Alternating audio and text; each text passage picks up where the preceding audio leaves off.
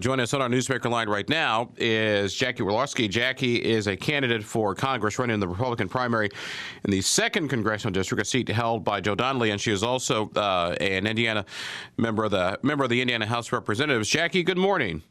Morning, Abdul. Happy St. Patrick's Day to you. Thank you. The Black Irish in me is always happy to see St. Patrick's Day. Well, the Polish in me looks for any reason to celebrate. Well, Jackie, thank you very much for being with us. Well, let's chat. The 2nd Congressional District is sort of that north by north central part of Indiana. What are you hearing from your constituents to the north of us? People are livid, Abdul, and I think the level of anxiety is growing as Nancy Pelosi threatens to pull what I think is the lowest of all low political tricks in the maneuvering of what she's talking about, trying to get this bill through with no vote and just running it through on what they call, I heard it called demon pass this morning, and I heard it called self-executing rule this morning. And, you know, I was at a tea party last night in Kokomo, which listens to your station, and I listen to it as I'm coming into Indianapolis in the morning in Kokomo. And they absolutely, people are livid.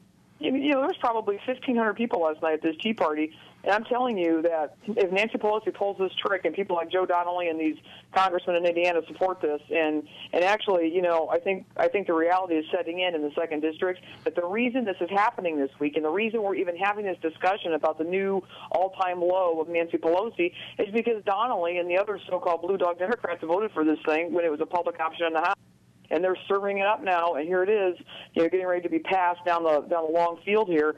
And, you know, Donnelly's vote got us to where we're at today. So I think the stakes are very high. I think people are completely at wit's end about this thing, and they're vehemently opposed. And I think, you know, what we've seen in polling is Indiana is stacking up exactly how the national numbers are stacking up. Indiana is 3-1 opposed to this, so I think these guys are in deep trouble.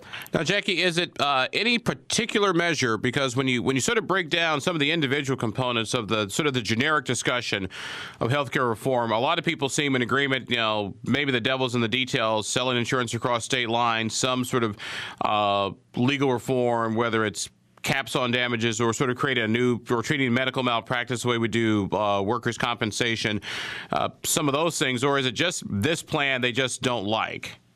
Well, according to the polling, Abdul, it's not that they want to be involved in the devil's details. They're telling, you know, by far they're telling Congress to get this off the table and start over and actually come up with a common sense plan that makes sense to people, which is incremental changes and starting from the bottom up, not the top down. And the things that you're mentioning are the things I've been talking about since August up here, which is things like, you know, do what Indiana's done and cap medical malpractice. We've done that in Indiana. We've put trial lawyers in the box in this state, and it's effective.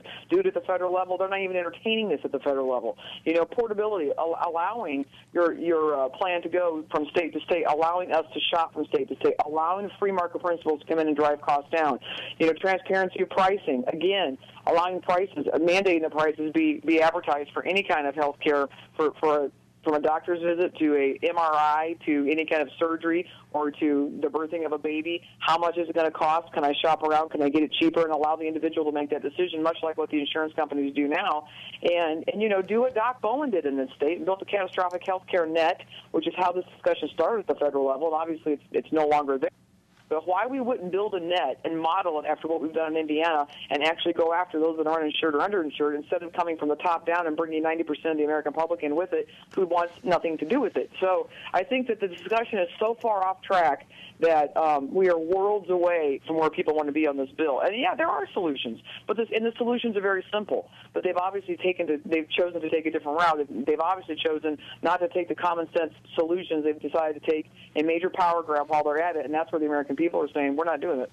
We're talking this morning to Jackie Walorski. Jackie is an Indiana State representative in the House of Representatives, also running for Congress in the 2nd Congressional District in north by north central Indiana. Jackie, thank you very much for being with us this morning. We do appreciate it.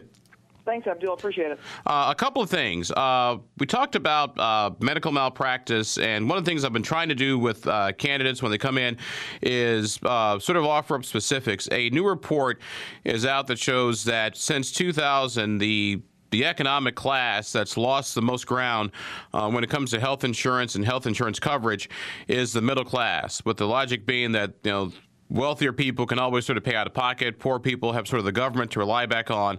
But that working to middle-class families, those folks whose health insurance primarily comes through their job, they're the ones that are losing the most ground, and also the ones who are bearing the brunt of rising insurance premiums. And even here in Indiana, where we do have tort reform, even Indiana's healthcare costs have still outpaced inflation.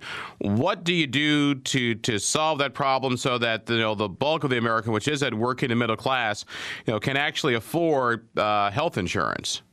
Well, Abdul, some of the things that are working that I think that have to be expanded, and they work here in Indiana. And I've put together a huge network of physicians that I can tap as far as a forum that provide advice to me, provide best practices, best possible solutions, what works, what doesn't work. And one of the things that is interesting about Indiana is that one of the things that does work is HSAs and the ability to leverage your own cash. And, where I serve right now, I represent a phenomenally large Amish population.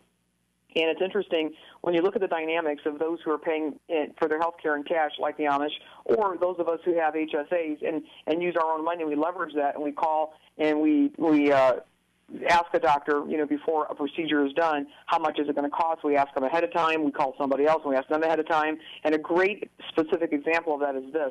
My husband had LASIK surgery this past summer. LASIK surgery isn't covered by anybody's health insurance, and because it's an eye surgery, it's considered elective, it's considered a quality of life issue. And so I became an expert in how to call around and use competition to drive the cost down. And what started out as a $5,000 procedure in northern Indiana, we ended up paying $3,500 for, because we were leveraging one clinic against another clinic, and because it's a cash-only rule and a self-pay rule, then the price came down pretty quickly because of competition. And doctors will tell you right now, those folks who have HSAs are some of the best, most informed patients, because they're in control of their money, they're taking control of their destiny, they're the ones deciding what they want done and what they don't want done. And we're going to have to bite into the insurance control and the control the insurance companies have over everybody's health care. And one of the things that has been productive is HSAs. So why would we not incentivize folks to have HSAs? Why would we, in the first Pelosi health care bill that Joe Donnelly voted for, they banned HSAs. And they basically said, no, HSAs are going to be taken off the table. Well, that's the one little program that works, so why would we not take that and expand it? And that's just one example. There's many examples, and the other example, it literally is allowing all prices to be transparent today. Congress could do that today. Everybody in that Congress, everybody in the House would vote for it, and it would allow people like me and you to shop around and have the same advantages our insurance companies do when they bundle pricing and they drive their costs down by negotiating pricing with hospitals and doctors' offices for procedures. So there's many ways of doing this. We're just not talking about those. We're talking about something entirely different at the federal level. 228-1430, 1-866-440-1430. Jackie Walorski, our guest this morning. Jackie, running the Republican primary in Indiana's 2nd congressional district. That's sort of the north central part of the state. Jackie, one of the other things that we talk about is, of course, any candidate running for Congress is the issue of spending. Report out yesterday that the Obama administration has spent about in 420 days what the Bush administration spent in the last 4 years. How do we get a hold on spending? Say now, so much of it is non-discretionary. It's Social Security, it's Medicare, it's Medicaid, it's the interest on the debt, and it's Homeland Security, and things like the Department of Education, Agriculture, et cetera, is really a small percentage of what's really eating at this country's financial situation. Well, but Abdul, part of the spending was also a massive stimulus plan of taxpayers' money that was distributed around the country, and the results of that are still up in the air. And part of the spending is another one, the massive mandated programs that are coming down the pike, like $1 trillion health care program. And unfortunately, you have to do what's a very unpopular thing we've done in Indiana. I've done it for the last 6 years in Indiana, which is hold the line on spending and follow our Constitution, which says you have to have a balanced budget, and you freeze it.